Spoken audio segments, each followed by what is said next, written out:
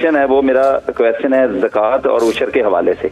ज़कात के हवाले से ये है कि मैं जब अपनी ज़कात को कैलकुलेट कर लेता हूँ कि मेरी ज़कात मेरे ज़िम्मे इतने लाख बनती है, तो मैं उसको क्या मैं साल भर में जिस जिस तरह से कोई उसका मसरफ आता है, जैसे जैसे कोई ज़रूरतमंद आता है, मैं उसको यानी कि देता जाऊं, या उसका ये है कि मुझे एक ही वक्त में सारी ज़कात अदा करना ज़रूरी है?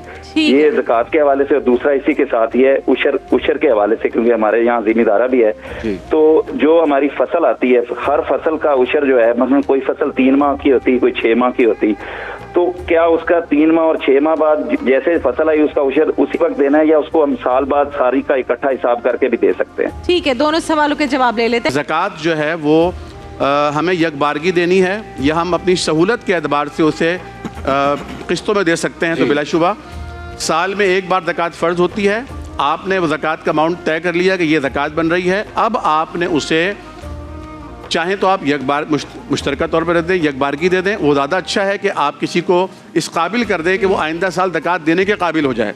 लेकिन अगर आपकी खुद हैसियत इतनी नहीं है तो आप चाहें तो उसे पार्शली भी दे सकते हैं, और आप इन एडवांस भी दे सकते हैं। कुरान मजीद में अल्लाह ताला ने फरमाया कि वआतू हक़्क़हू यौम हसादिही। जिस तरह सोना और चांदी और कैश पैसा पर ज़कात अदा की जाती है, इसी तरह जो लोग काश्तकारी करते हैं हर फसल पर हर बार उन्हें उशर अदा करना है। और कुरान मजीद में अल्लाह ने फरमाया कि अपनी काश्त में से उसका हक़ उसी दिन की काश्त में से आपने उसका हक़ निकालना है।